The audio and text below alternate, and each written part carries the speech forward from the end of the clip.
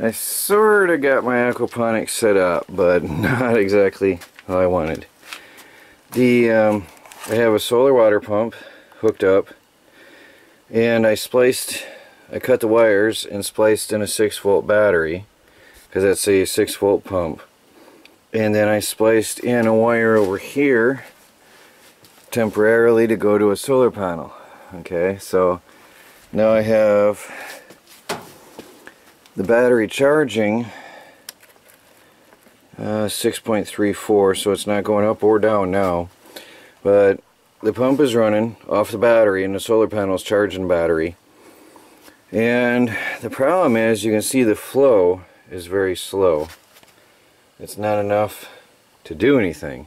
It took a long time to fill this up, and then the siphon effect isn't working because the flow isn't high enough to fill this up to a point to cause it to want the siphon. It's just sort of trickling. So I ordered a larger pump online, which will be here in a couple days, and then I'll be able to run this probably properly then off a 12-volt battery and a 12-volt solar panel. So the little 5-volt fountain pump really didn't do it for me. So I'll probably use that on some other project one day then. But it was proof of concept. It flows, and it shows me how much more gravel I need in here. There's the level where I want the water, and there's the drain level. So it's going to fill up to here and then siphon and flush, and then it'll fill up and then flush. And then at the top 1 inch or so of gravel will be moist but not submerged underwater, and that'll prevent mosquitoes from getting in there and algae from growing. But there, at least I do have a flow. It's not any good for anything now. The fish couldn't survive in that for anything. Once they get a good flow then and a good return, and then the water flushing into there, that'll mix in oxygen and we'll have a good system. I just put some hinges on with lag bolts. I use lag bolts rather than screws because they're more solid. I got to get 4 more lag bolts, but I scavenged these from stuff that I had. I gotta oil that hinge. That'll work itself out. Everything that I had I salvaged from bins, parts bins I got for free from people through the years. Anyway, I'm gonna put the screen door on using bolts, nuts and bolts. It'll be better mounted that way. So I'm going to do that next.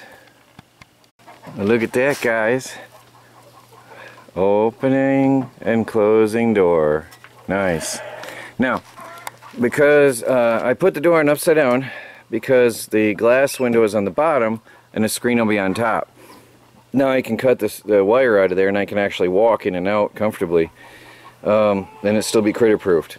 And that's why I put the glass down. So, it is how it is. Anyway, this is how I wanted it, and this is how it is. I've used bolts here, lag bolts here. I'll probably put the other 2, the other 4, everything done, and get that all in there right. I have to countersink the screw heads in here because they hit the wood. So I'll countersink them, and then the door will close flush over here, and then I'll configure some kind of a latch. This was broke anyway, so I wasn't worried about that. And I've got to customize some sort of latch on that, and we'll be good to go. But it fits perfect. I'm very pleased with it. Very pleased. I'll be able to get in and out of here better. Look at that. Now I can actually walk in the greenhouse. Just walk in the greenhouse. I like it. I really like it. So much nicer. A real door. Now I just gotta trim this. I'll do that after lunch. Melanie said lunch is almost done. Trim those angles off. Look at that, guys. Nice and smooth operating hinges. Once I countersink those screw heads, get a latch in here, we're good to go. Really nice. I'm very pleased. And the door is almost the size of the framing I made. And it certainly fits just fine, so I've got no complaints. Really good. I love the fact that I can walk in and out now. Now, I've got to find out where this board went. There used to be a treated piece of 4 foot by 4 foot plywood down here. I don't know where it is, but I want to try to find it. We'll get that on here, and then I'll have my platform and I can bring a chair out here and enjoy my greenhouse, which is really looking good. Things are growing in here really nice. Even the tomatoes are doing better in here than the ones out in the garden for some reason. And I still haven't put the fertilizer in them yet.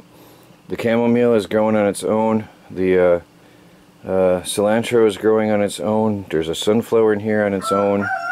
Spinach, lettuce are growing on its own. It's great. It's really good. And that's all from last year's plants. Bushing out beautifully. It's going to be a really, really pretty thing later on here. Now, I'd like to ask your opinions, guys. I don't understand what's going on here. The 2 chilies in the back, I don't know if it's because they're getting more direct sunlight.